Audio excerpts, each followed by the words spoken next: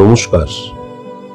The power of astrology Sumanta G Chowdhury আমার এই YouTube চ্যানেলে আপনাদের সবাইকে স্বাগত।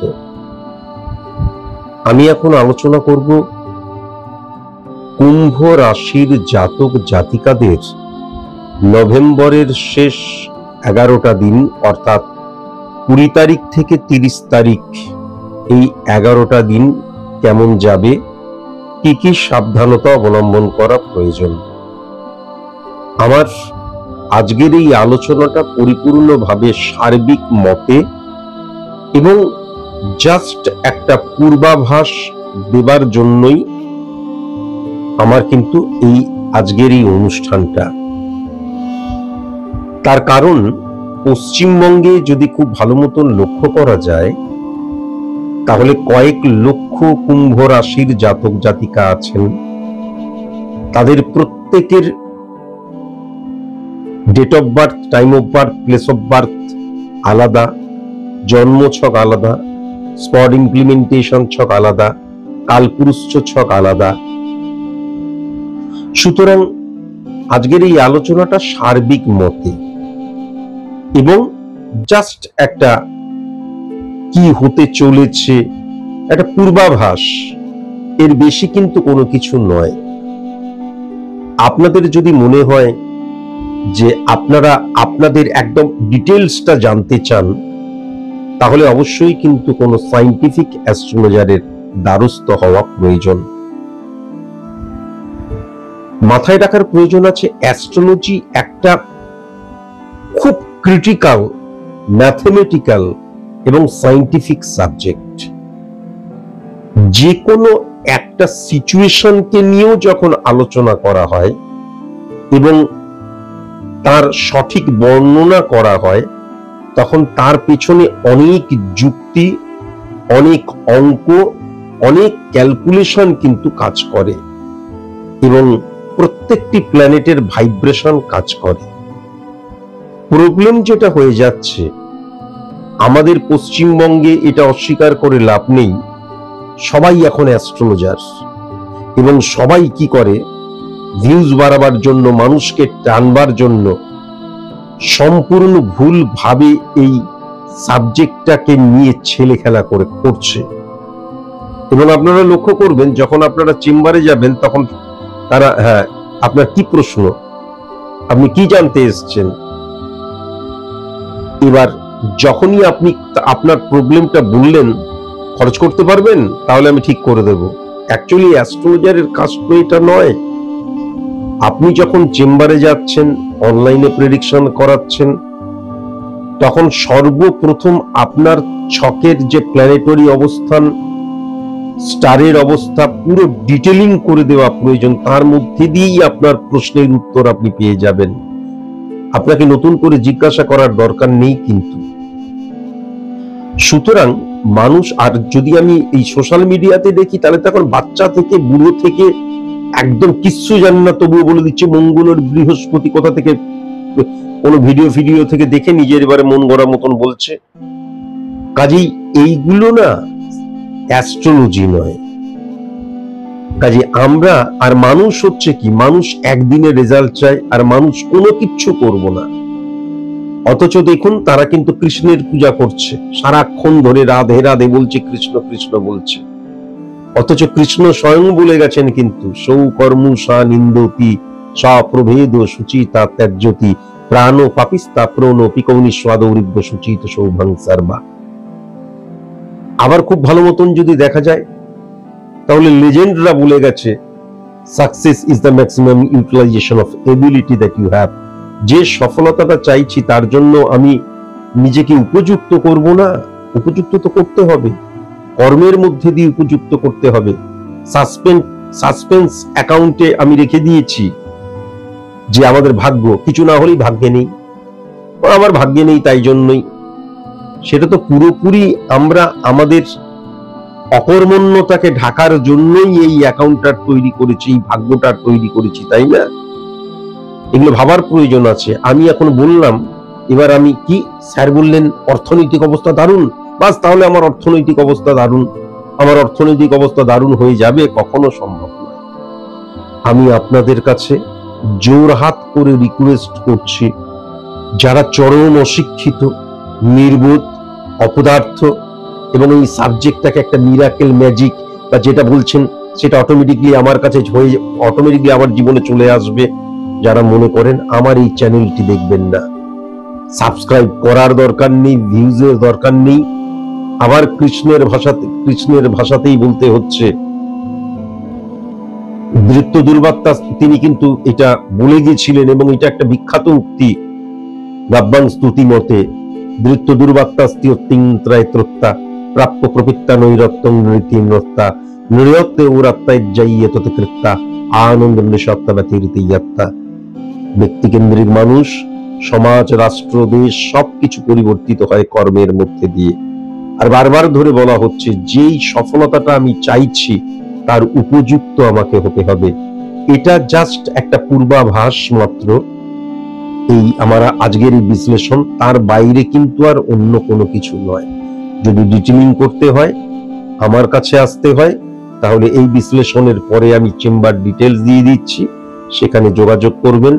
আমার কিছু নিয়ম আছে, সেই নিয়ম পালন করতে পারলে তখন আমার কাছে আসবেন।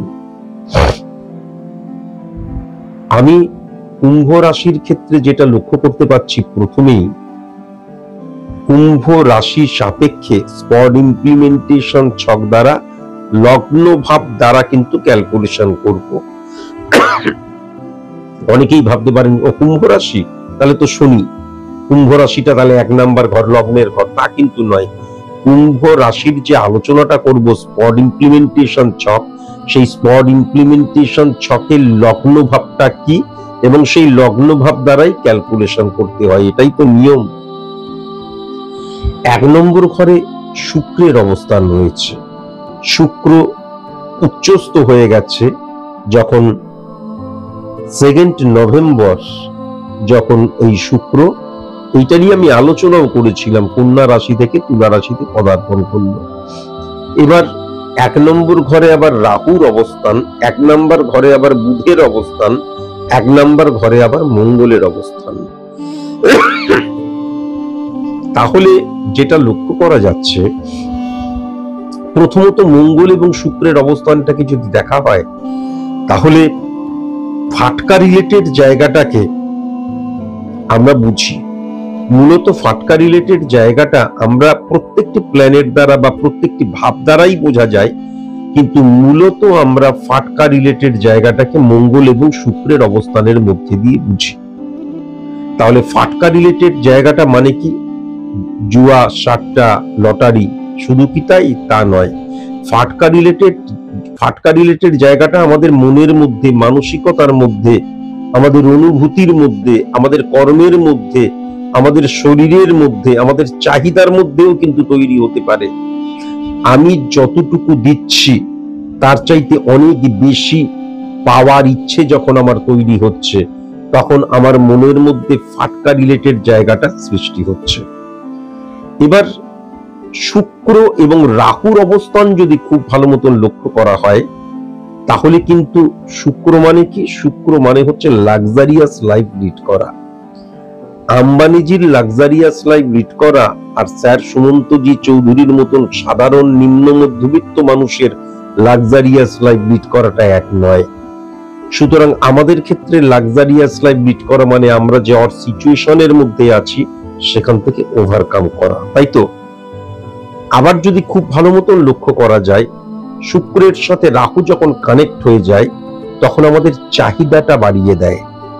যখনই আমি আমার জ্ঞানের দ্বারা, নলেজের দ্বারা, অভিজ্ঞতার দ্বারা, আমার শিক্ষার দ্বারা যখন আমি আমার নেগেটিভিটিকে অফ করছি, আর সিচুয়েশন থেকে বেরিয়ে আসছি, তখন রাহুর প্রভাব শুক্রের উপর পড়ার জন্য কি হয়, তখন মনে হয় বাহ, আমি তো 20,000 টাকা ইনকাম করতাম, অর্থনৈতিক প্রতিবন্ধকতা ছিল, এখন 50,000 টাকা ইনকাম করতে পারছি। তাহলে এমন কিছু করতে হবে যাতে চটজলদি আরো ইনকাম করতে পারি, আরো উপার্জন করতে পারি। আমি ফিনান্সিয়াল দিক দিয়েই বোঝাচ্ছি, এবং সেই সময় আরো উপার্জন করতে পারি। তাই জন্য আমি দেখা গেল রুট চেঞ্জ করে ফেললাম বা ফাটকা রিলেটেড জায়গায় পা দিয়ে ফেললাম। কেন হচ্ছে এটা? তার কারণ মঙ্গল এবং বুধ যখন চন্দ্রের ঘরে বসে থাকে, ইলিউশন, আবেগ, ইমোশনের জায়গাটা মারাত্মকভাবে সৃষ্টি হয়। মঙ্গল, বুধ, আবার বুধ চন্দ্রের ঘরে বসে, সুতরাং ইলিউশন, আবেগ, ইমোশনের জায়গাটা সৃষ্টি হয়। তখন যদি তাকে প্রশ্ন করা হয় তুমি যেটা করছো সেটা ঠিক করছো কি, সে বলবে মনে হচ্ছে ঠিক করছি না, কিন্তু এখান থেকে অনেক টাকা আসছে, এখান থেকে আমি এই পাচ্ছি ওই পাচ্ছি। কেন? তার কারণ মঙ্গল এবং বুধ যখন ফাটকা রিলেটেড জায়গায় চলে যায়, তখন আমার বুদ্ধি, আমার যুক্তি, আমার ব্রেন ওয়ার্ক, সমস্ত কিছু যেটাকে বিশ্বাস করে, আমার ফিজিক্যাল অ্যাক্টিভিটিস, আমার ঊর্জার জায়গা, সেটাকে বিশ্বাস করতে চায় না। আমার কর্মের জায়গা, সেটাকে বিশ্বাস করতে চায় না। আবার যখন যে কর্মটা আমি করছি যুক্তি দিয়ে, সেটাকে আমি বিশ্বাস করতে চাই না। তাহলে আমার যে ফিজিক্যাল অ্যাক্টিভিটিস এবং আমার যে যুক্তি, বুদ্ধি, রুট, এই দুটো কিন্তু সমান্তরাল পথে একই কিন্তু কেন্দ্রবিন্দুতে মিশছে না, যেই কেন্দ্রবিন্দুর নাম হচ্ছে সফলতা। তারা দুজন দুজনে যাচ্ছে, কিন্তু এই ওকে সহ্য করতে পারছে না, ওকে সহ্য করতে পারছে না। এই জায়গাটা কিন্তু ভেরি ভেরি কসাস এবং কনসাস। কারণ 1 নম্বর ঘর মানে স্থাপত্যবিদ, মেরুদণ্ড, পরিকাঠামো, সেখানে কিন্তু এটা সৃষ্টি হচ্ছে।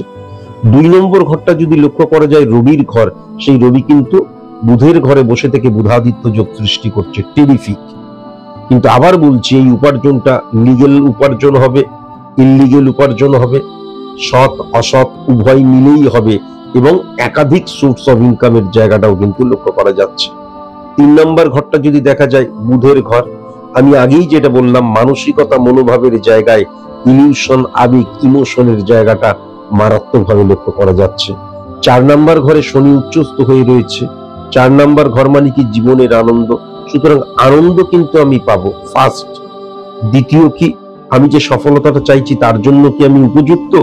আমি আবার বলছি, আমি যে সফলতাটা চাইছি তার জন্য আমাকে উপযুক্ত হতে হবে। কেননা শনি কিন্তু ডিসিপ্লিনের কারকতা, শনি কিন্তু ডেডিকেশন, ডিভোশন, ডিটারমিনেশন, কঠোর কঠিন পরিশ্রম, বাস্তববোধের কারকতা, এটা ভুলে গেলে কোনো মতেই চলবে না। এবং শনি কিন্তু আমার ব্যক্তিগত জীবনের কারকতা, সুতরাং আমার যে রেসপন্সিবিলিটি সেগুলোকে ফুলফিল করতে হবে, এবং সততার সাথেই কিন্তু আমাকে সমস্ত কাজ করতে হবে। আমি যদি কখনো অসৎ হয়ে যাই, বিশেষ করে সম্পর্কের দিক দিয়ে, তাহলে কখনোই আমি ফ্রুটফুল রেজাল্ট কিন্তু পাবো না। 5 নম্বর ঘর দ্বারা সফলতার জায়গা বোঝা যায়, সেই মঙ্গল কোথায় বসে রয়েছে? সেই মঙ্গল কিন্তু 1 নম্বর ঘরে বসে রয়েছে। তাহলে 5 নম্বর ঘর যদি সফলতার ঘর হয়, তাহলে আমি যেটা লক্ষ্য করতে পারছি, সফলতার বেশিরভাগটাই কিন্তু ফাটকা রিলেটেড জায়গা থেকেই আসছে। কিন্তু এই ফাটকা রিলেটেড জায়গাটা যদি ইলিগাল অ্যাক্টিভিটিস এর মধ্যে দিয়ে আসে, তাহলে সেটা ক্ষণস্থায়ী হয়ে যাবে এবং সেটা একটা ক্রাইমে রূপান্তরিত হয়ে যাবে। পরবর্তীকালে কিন্তু আমি ডিটোরিয়েট করে যাব, আমার কিন্তু মানে আমার যে অবস্থানটা, সেই অবস্থানটা কিন্তু কি হবে, নিম্নগামী হয়ে যাবে।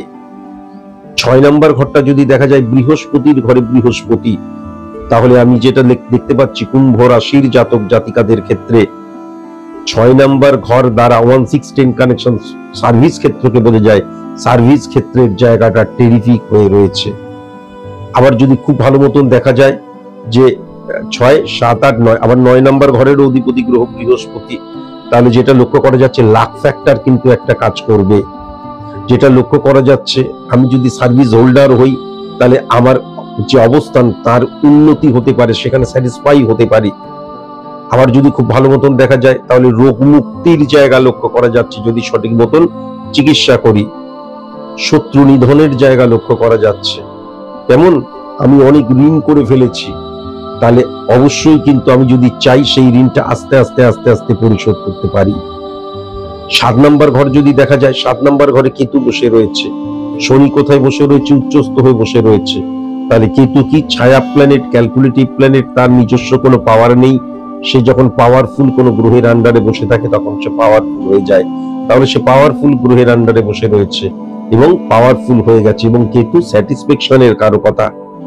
তাহলে 7 নম্বর ঘর দ্বারা কিন্তু স্যাটিসফ্যাকশনের জায়গাটা লক্ষ্য করা যাচ্ছে, বৈবাহিক জীবন ভালো লক্ষ্য করা যাচ্ছে, ব্যবসার জায়গাটা ভালো লক্ষ্য করা যাচ্ছে, পার্টনারের ক্ষেত্রে ফ্রুটফুল রেজাল্ট পাওয়া যাবে, স্যাটিসফ্যাকশনের জায়গাটা আসবে, সেটাও কিন্তু পরিষ্কার লক্ষ্য করা যাচ্ছে। 8 নম্বর ঘরে কিন্তু চন্দ্র বসে রয়েছে। এখন ইম্পর্টেন্ট ফ্যাক্টর যেটা হচ্ছে, চন্দ্রটা অতটা ড্যামেজ হলো না, তার কারণ শনি কিন্তু উচ্চস্থ হয়ে গেছে। কেন? না, 18ই অক্টোবর রাত 9:39 বৃহস্পতি যখন ট্রানজিট করেছিল, এখন বৃহস্পতি কিন্তু বক্রী, বৃহস্পতি যখন ট্রানজিট করেছিল সর্বপ্রথম কিন্তু সে শনিকে উচ্চস্থ করেছিল। শনি এমনিতেই এই ছকের মধ্যে উচ্চস্থ হয়ে রয়েছে, তাহলে শনি যখন উচ্চস্থ বা পাওয়ারফুল হয়ে যায়, শনির দৃষ্টিতে বা শনির ঘরে বা শনির ভাইব্রেশনে যে সমস্ত প্ল্যানেট আসে সেই সমস্ত প্ল্যানেট কিন্তু পজিটিভ হয়ে যায়। শনি তার মানে চন্দ্র কিন্তু এক্ষেত্রে পজিটিভ হয়ে গেল। তাহলে কি করতে হবে? মনের মধ্যে, চন্দ্র মানে তো মন, তাহলে মনের জায়গাটাই কিন্তু ইললিগ্যাল অ্যাক্টিভিটিস বর্জন করতে হবে এবং success is the maximum utilization of ability that you have, সেই এবিলিটি গেনের চেষ্টা করতে হবে। ফুকে যাতে, দানে বা ভিক্ষায় যাতে আমি সফল হতে না চাই, সেই জায়গাটাও কিন্তু লক্ষ্য করতে হবে। যেমন 9 নাম্বার ঘরে বৃহস্পতির অবস্থান অত্যন্ত পজিটিভ, কিন্তু সন্তান ভাগ্যের জায়গাটা অত্যন্ত পজিটিভ আমি লক্ষ্য করতে পারছি এবং আমার গুরু টিচার পথ প্রদর্শকের জায়গাটা অত্যন্ত পজিটিভ হয়ে রয়েছে। জনকের জায়গাটাও কিন্তু অত্যন্ত পজিটিভ রয়েছে। প্রেম প্রীতি ভালোবাসার জায়গাটাও কিন্তু অত্যন্ত পজিটিভ হয়ে রয়েছে। 10 নাম্বার ঘর মঙ্গল, সেই মঙ্গল ফাটকা রিলেটেড জায়গায় চলে এসেছে। আমি 10 নাম্বার ঘর নিয়ে বলতে গিয়ে বারংবার ধরে বলেছি 1-6-10 কানেকশন, 1-6-10 কানেকশন সার্ভিস ক্ষেত্র, 1-7-10 কানেকশন বিজনেস ক্ষেত্র, 1-4-10 কানেকশন আমার ব্যক্তিগত জীবনের ক্ষেত্র, 1-5-10 কানেকশন আমার সফলতার ক্ষেত্র, 1-11-10 কানেকশন আমার কর্মফলের ক্ষেত্র। তাহলে এই ক্ষেত্রে কি লক্ষ্য করা যাচ্ছে? 10 নম্বর ঘর মানে কিন্তু আমাদের কর্মের জায়গা নয়, 10 নম্বর ঘর মানে হচ্ছে ক্ষেত্রের জায়গা। তাই জন্য 10 নম্বর ঘরকে কি বলা হয়? জংশন বলা হয়। 1 থেকে 11টা যে ভাব রয়েছে সেই ভাব কখনো পজিটিভ রেজাল্টই দিতে পারবে না যতক্ষণ পর্যন্ত 10 নম্বর ঘর উচ্চস্থ না হচ্ছে। তাহলে 10 নম্বর ঘর পাওয়ারফুল হয়ে যাচ্ছে কিন্তু ফাটকা রিলেটেড জায়গা লক্ষ্য করা যাচ্ছে। তাহলে আমার 1 থেকে 11 পর্যন্ত যত কটা ভাব রয়েছে, 12তম ভাবকে আমরা কি বলি? ব্যয়ের স্থান। তাহলে 1 থেকে 11 পর্যন্ত যত কটা ভাব রয়েছে প্রত্যেকটা ভাব মানে কি রিপ্রেজেন্ট করছে আমাদের 11টা দিককে। তাহলে প্রত্যেকটি ক্ষেত্রে কিন্তু ফাটকার একটা প্রভাব আসতে পারে।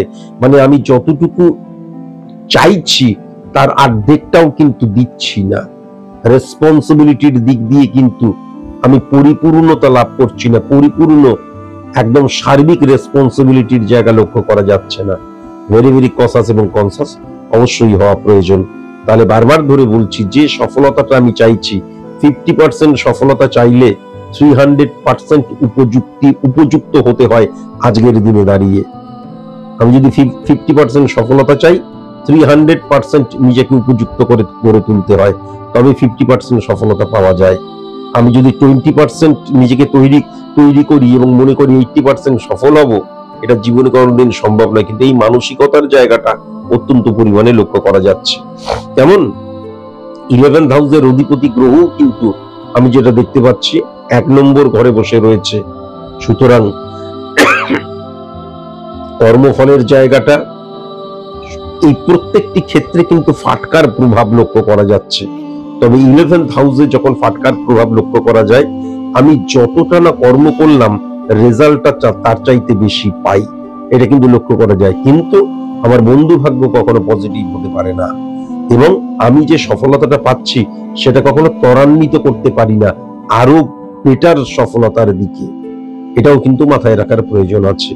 আর 12 নম্বর ঘরে সূর্যের অবস্থান রয়েছে, যদিও বুধাদিত্য যোগ সৃষ্টি হয়ে রয়েছে এবং শনির প্রভাবও সূর্যের উপর রয়েছে, তবুও বলছি কি হয়, অ্যাডজাস্ট করতে পারি না, কম্প্রোমাইজ করতে পারি না, স্যাক্রিফাইস করতে পারি না এবং আমাদের মধ্যে একটা ইগো প্রবলেম চলে আসে, আইডেন্টিটি ক্রাইসিস সৃষ্টি হয়ে যায়।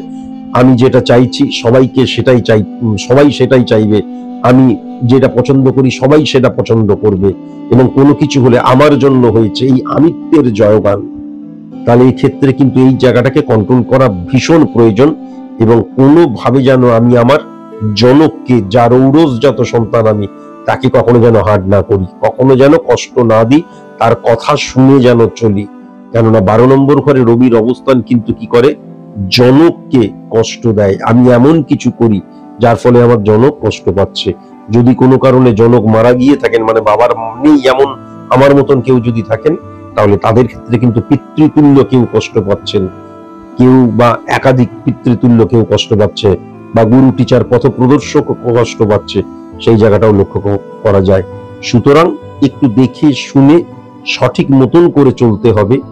আর আমি যেটা চাইছি তার চাইতে দ্বিগুণ আমাকে উপযুক্ত হতে হবে, তবেই সেইটা কিন্তু আমি পাবো। এই সত্যটা জানা ভীষণ প্রয়োজন। দানে বা ভিক্ষায় যখন আমি সফল হই, সেই সফলতাটা একদিনের, এক মাসের বা এক বছরের হয়, সুদূর প্রসারী কখনো হয় না। আবার যখন আমি ব্যর্থ হয়ে যাই, তখন কিন্তু আমি আর থাকতে পারি না, কারণ লেভেল তো তখন চেঞ্জ করে ফেলেছি। তখন কি করে, তখন যাবজ্জীবেত সুখং জীবিত ঋণং কৃত্যা ঘৃণং পিবেত, ধার করে হলেও ঘি খাই, তখন ঋণ আস্তে আস্তে বাড়তে থাকে। তখন কোনো অ্যাস্ট্রোলজারের কাছে যাই, একটা এমন রেমেডি দিয়ে দিন যাতে আমার ঋণটা সব পরিশোধ হয়ে যায়। কিন্তু সেটা কখনো সম্ভব নয়, একটা বাচ্চা ছেলেও বলতে পারে, কেননা ঋণ পরিশোধ করার জন্য সোর্স অফ ইনকামটাকে বাড়াতে হবে, এবং প্ল্যানিং ওয়াইজ কি করতে হয়, অর্থটাকে ইমপ্লিমেন্ট করতে হয় নিজের জীবনে। আশা করি আমি বোঝাতে পারলাম। আজকের মতন এইটুকুই, নমস্কার।